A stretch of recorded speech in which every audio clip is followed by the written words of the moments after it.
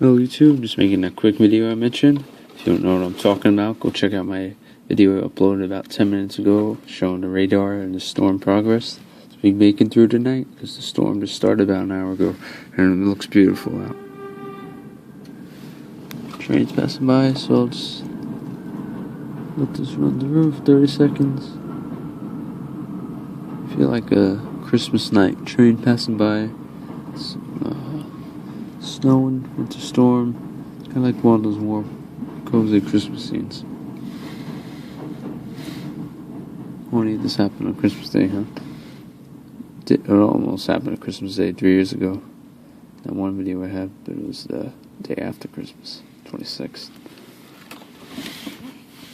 The wind's blowing about 10 miles per hour out of the snow, and the snow's sticking pretty fast, so. Alright, so thanks for watching YouTube. Check out for updates in the morning. Bye-bye. If you did see the last video, go check it out.